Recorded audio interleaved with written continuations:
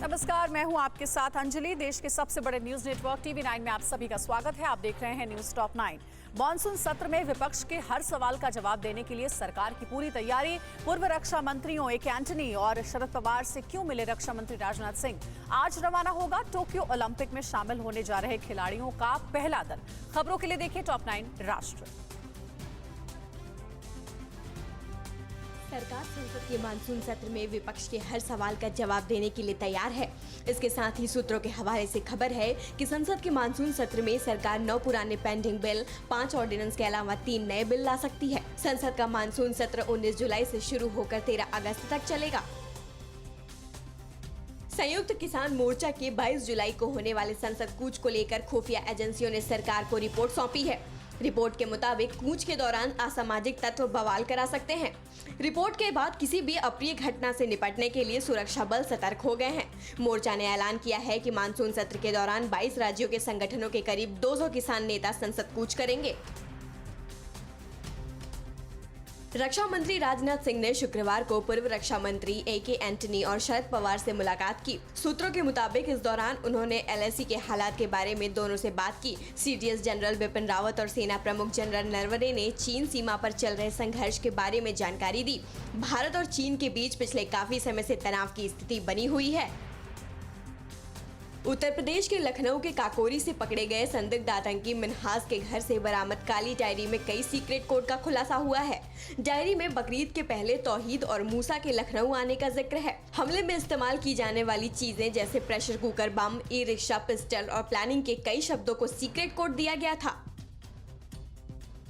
केंद्रीय जांच agency CBI ने रोशनी घोटाले में श्रीनगर, जम्मू सहित 9 स्थानों पर छापेमारी की है, जिसमें कश्मीर के 2 तत्कालीन कमिश्नर, कई अधिकारियों के ठिकाने शामिल हैं। सूत्रों के मुताबिक छापेमारी में बैंक लॉकर, कैश समेत अवैध तरीके से कमाई गई संपत्ति का खुलासा हुआ है। महाराष्ट्र के पूर्व गृह मंत्री अनिल देशमुख पर प्रवर्तन निदेशालय ने शिकंजा कसा है। ईडी ने मनी लॉन्ड्रिंग के तहत देशमुख और उनके परिवार की 4 करोड़ 20 लाख की संपत्ति अटैच की है। ये संपत्ति अनिल देशमुख की पत्नी आरती देशमुख और उनकी company premier port links private limited के नाम पर है। मौसम विभाग ने दिल्ली एनसीआर में कल के लिए भारी बारिश का अलर्ट जारी किया है। आज से ही हल्की बारिश शुरू होने के आसार हैं। आईएमडी के मुताबिक आज से 20 जुलाई तक पश्चिमी हिमालयी क्षेत्र और उत्तर प्रदेश, पंजाब, हरियाणा, पूर्वी राजस्थान और उत्तरी मध्य प्रदेश में भारी बारिश हो सकती है। भारतीय टीम का पहला दल आज रात करीब 11 बजे चार्टर्ड फ्लाइट से टोक्यो के लिए रवाना होगा। इससे पहले देश के अलग अलग हिस्सों से ट्रेनिंग कर एथलीट्स दिल्ली में इकट्ठा होंगे। प्रधानमंत्री मोदी टोक्यो ओलंपिक में भाग लेने वाले भारतीय खिलाड़ियों की हौसला अफजाई कर चुके हैं। T20 विश्व कप में एक दूसरे के चिर प्रतिद्वंदी भारत और पाकिस्तान की टक्कर देखने को मिलेगी। सुपर 12 स्टेज में दोनों टीमों को एक ही ग्रुप में जगह मिली है। इस ग्रुप में न्यूजीलैंड और अफगानिस्तान की टीमें भी हैं। कोरोना महामारी की वजह से T20 विश्व कप भारत की बजाय यूएई और ओमान में हो रहा है। और अब आपको राजनीति की अहम खबरें दिखाएंगे। अमरिंदर और सिद्धू के बीच क्यों पिस रहा है कांग्रेस आलाकमान। टिकैत ने सरकार को क्यों दी धमकी, हरसिमरत ने अमरिंदर को क्यों दिए ताने। देखते हैं टॉप 9 राजनीति में ये अहम खबरें। कैप्टन अमरिंदर सिंह ने सोनिया गांधी को चिट्ठी लिखकर नाराजगी जताई है। बताया जाता है कि चिट्ठी में कैप्टन ने लिखा है कि कांग्रेस आलाकमान जबरदस्ती पंजाब सरकार और पंजाब कांग्रेस की राजनीति में दखल दे रहा है। पंजाब के हालात इतने अनुकूल नहीं हैं और इसका नुकसान आने वाले दिनों में पार्टी और सरकार दोनों को ही उठाना पड़ सकता है। कैप्टन अमरिंदर सिंह की नाराजगी वाली चिट्ठी की वजह से नवजोत सिंह सिद्धू की पंजाब कांग्रेस अध्यक्ष की ताजपोशी अटक गई है। पंजाब कांग्रेस के प्रभारी हरीश रावत आज चंडीगढ़ पहुंच रहे हैं। उधर अध्यक्ष बनने के आधिकारिक ऐलान से पहले ही अमृतसर में नवजोत सिंह सिद्धू के घर पर उनके समर्थकों का तांता लग गया। राहुल गांधी, प्रियंका और सोनिया गांधी को धन्यवाद करते हुए पूरे शहर में सिद्धू समर्थकों ने पोस्टर भी लगा दिए।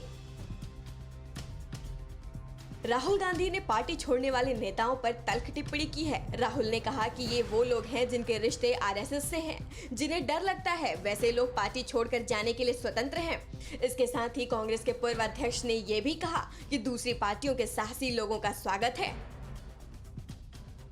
कांग्रेस महासचिव प्रियंका गांधी के लखनऊ पहुंचने पर कुछ लोग राजस्थान से अपनी मांगों के साथ लखनऊ पहुंच गए हैं। ये लोग राजस्थान में अस्थायी कंप्यूटर टीचर हैं और अपनी नौकरी स्थायी करने की मांग लेकर प्रियंका गांधी से मिलने की जिद करने लगे।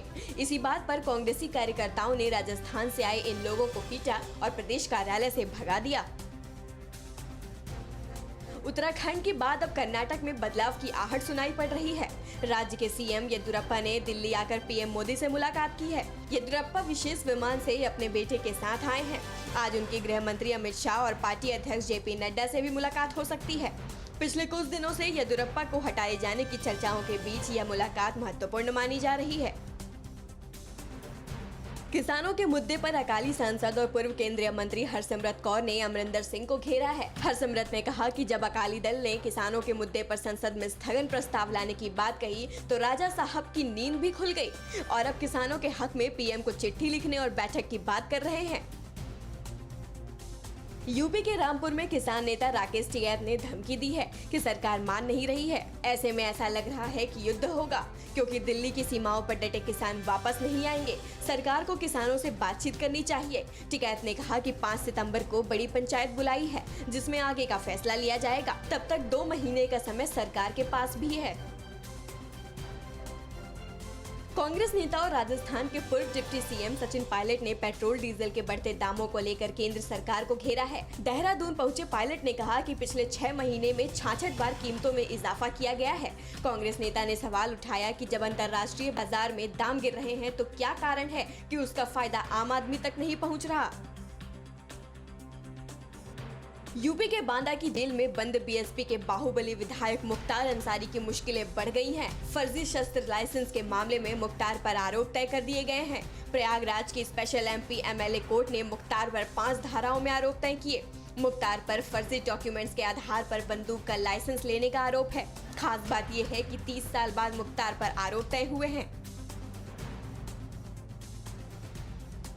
कहां डूबते हुए बुजुर्ग को निकाला सुरक्षित और बचाया गया। विदिशा हादसे को पीएम मोदी ने इस पर दुख जताया है और कहां एनएसजी और एटीएस ने की मॉक ड्रिल।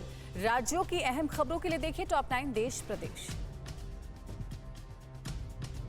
महाराष्ट्र के कोंकण इलाके में एक बुजुर्ग के रेस्क्यू का वीडियो सामने आया है। बुजुर्ग करीब 5 घंटे टहनियों को पकड़कर जिंदगी और मौत के बीच जूझते रहे।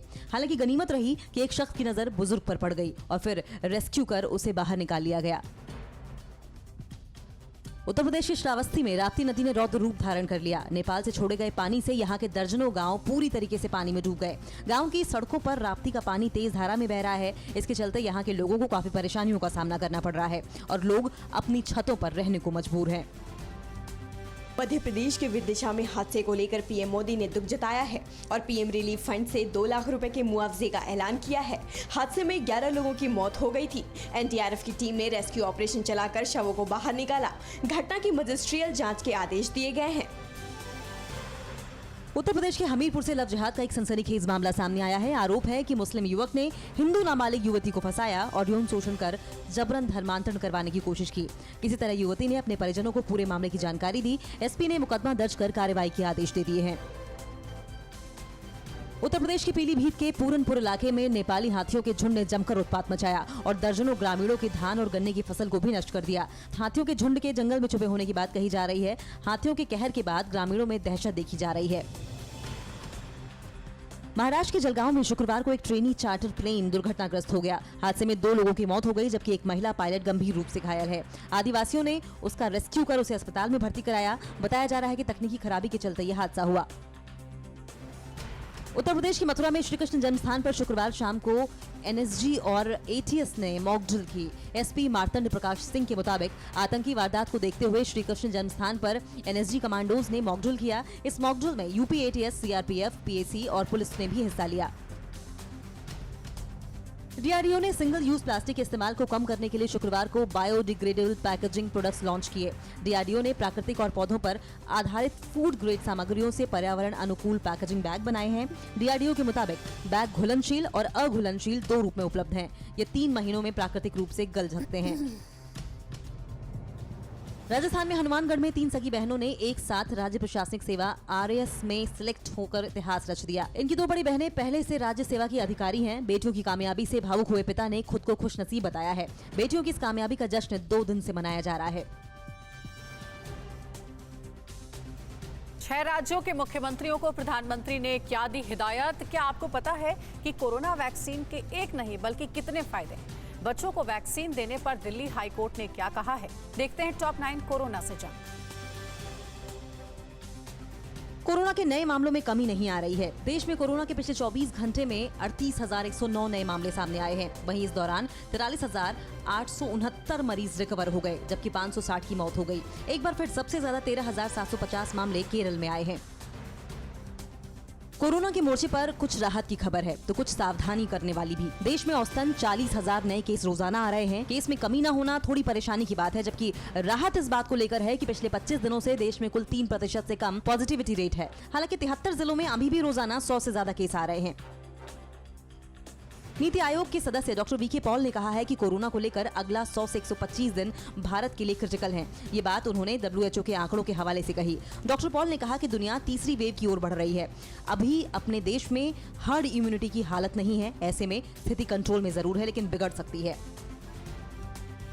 संसद के मानसून सत्र में कोविड पर सरकार की ओर से कोई स्टेटमेंट दिए जाने की उम्मीद नहीं है। सरकारी सूत्रों के मुताबिक सरकार सिर्फ इस पर छोटी अवधि की चर्चा की इजाजत दे सकती है। हालांकि सरकार इस मुद्दे पर विपक्ष के सारे सवालों का जवाब देने के लिए तैयार है।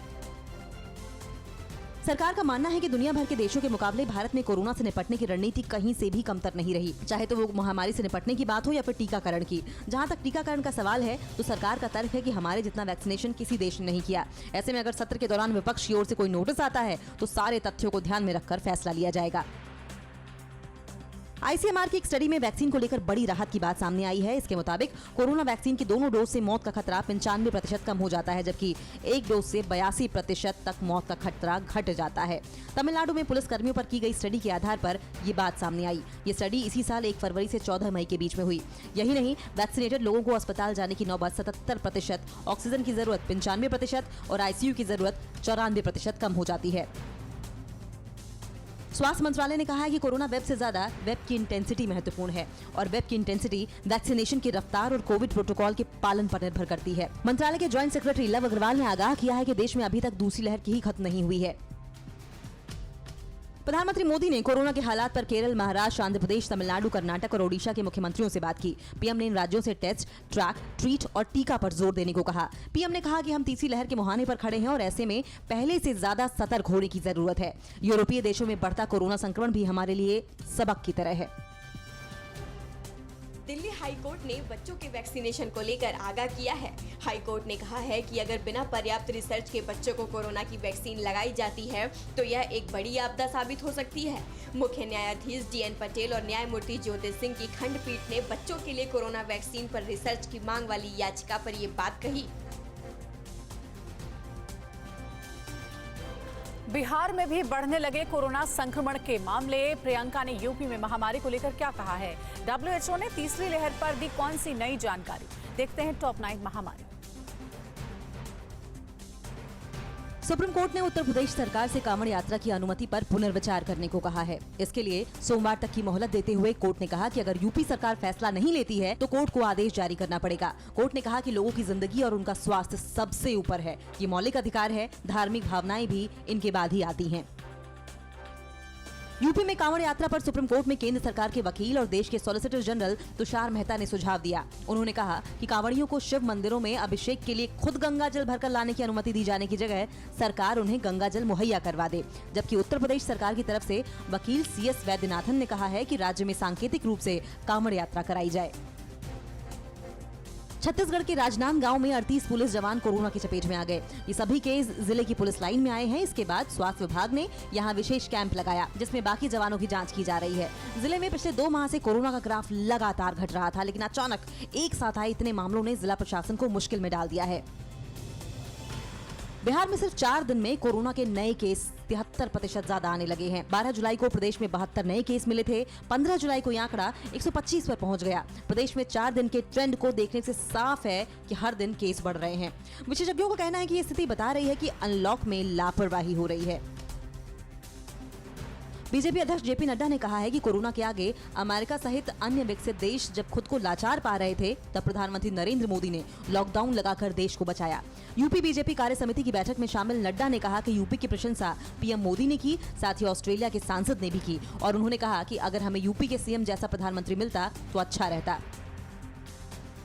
लखनऊ पहुंची प्रियंका गांधी ने कोरोना के मुद्दे पर यूपी सरकार को घेरने की कोशिश की। प्रियंका ने कहा कि प्रधानमंत्री जी बोल रहे हैं कि उत्तर प्रदेश में कोरोना से निपटने के बेहतरीन उपाय हुए, लेकिन मैं जानना चाहती हूं कि आखिर सरकार ने क्या किया।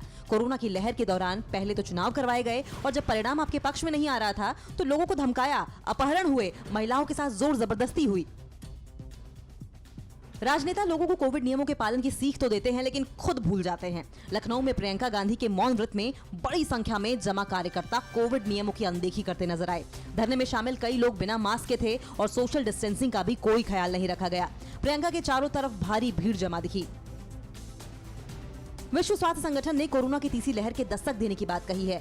WHO ने कहा है कि तीसरी लहर में सबसे ज्यादा मामले अमेरिका में देखे जा रहे हैं। यहाँ के 19 राज्यों में पिछले 25 दिनों में संक्रमण के नए मामलों में 350% का इजाफा हुआ है। इंडोनेशिया में भी केस बेतहाशा बढ़ रहे हैं। वहीं स्पेन में पहली बार एक दिन में 44,000 केस आए हैं।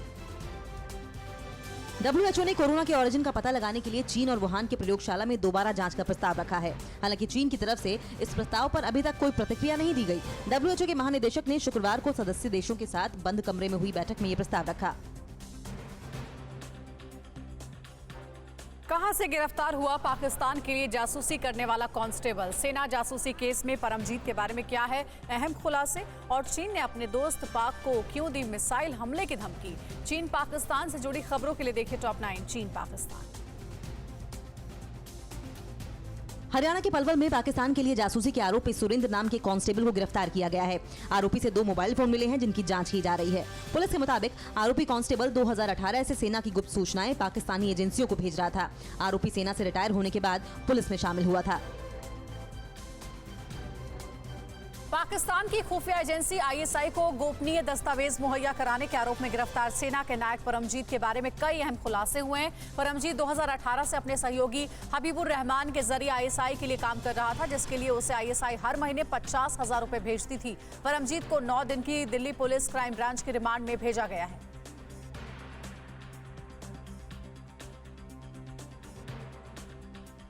पाकिस्तान आए दिन जम्मू कश्मीर में LOC पर फायरिंग करता रहता है, जिससे स्थानीय लोगों को बचाने के लिए केंद्र सरकार सेना की मदद से कई जगहों पर कम्युनिटी बंकर बना रही है।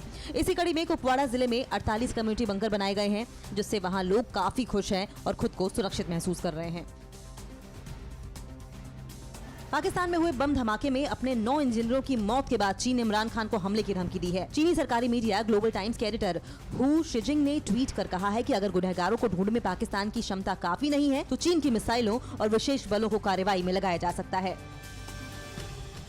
मिसाइल हमले की धमकी के बाद पाकिस्तान के प्रधानमंत्री इमरान खान ने चीन को सफाई दी है। इमरान ने चीनी प्रधानमंत्री ली केकियांग से फोन पर कहा है कि मामले की जांच में कोई कोर-कसर नहीं छोड़ी जाएगी। इमरान खान ने कहा कि पाकिस्तान में चीन के नागरिकों की सुरक्षा उनकी सरकार की प्राथमिकता है। तालिबान को लेकर अफगानिस्तान पाकिस्तान पर भड़का हुआ है। अफगानी राष्ट्रपति अशरफ गनी ने तालिबान को समर्थन देने के लिए पाकिस्तानी प्रधानमंत्री इमरान खान को खूब खरी खोटी सुनाई। गनी ने कहा कि पाकिस्तान तालिबान की मदद कर रहा है और उसने 10,000 जिहादियों को अफगानिस्तान भेजा है। अफगानिस्तान से अमेरिकी सेना के वापस जाने से चीन चिंतित हो गया है। उसने अमेरिका पर अफगानिस्तान में अपनी लड़ाई को जल्दबाजी में खत्म करने का आरोप लगाया। चीनी विदेश मंत्री वांग यी ने कहा कि अमेरिका ने ही अफगान में समस्या पैदा की है और अब उसे बेसहारा छोड़कर चला गया। चीन ने कहा कि अफगानिस्तान में असुरक्षा के लिए जो बाइडेन जिम्मेदार होंगे। पाकिस्तान और रूस की नजदीकियां बढ़ती जा रही है। पाकिस्तान और रूस के बीच एक गैस पाइपलाइन को लेकर डील हुई है, जो कराची के पोर्ट कासिम से लेकर लाहौर तक बनाई जा रही है। 1100 किलोमीटर की इस गैस पाइपलाइन को बनाने में $2.5 से 3 अरब डॉलर लगेंगे। प्रोजेक्ट के 2023 तक पूरा होने की संभावना है। आतंक के गढ़ पाकिस्तान की हालत दिनों दिन बदतर होती जा रही है। पाकिस्तान इंटरनेशनल एयरलाइंस जमीन पर आ चुकी है, जिसे फिर से आसमान में लाने के लिए इमरान सरकार ने पाकिस्तानी एयरलाइंस के कई एयरक्राफ्ट्स और इमारतों को गिरवी रख दिया है। इमरान खान के सत्ता संभालने के बाद से पाकिस्तान के विदेशी कर्ज में तेजी से इजाफा हो रहा है।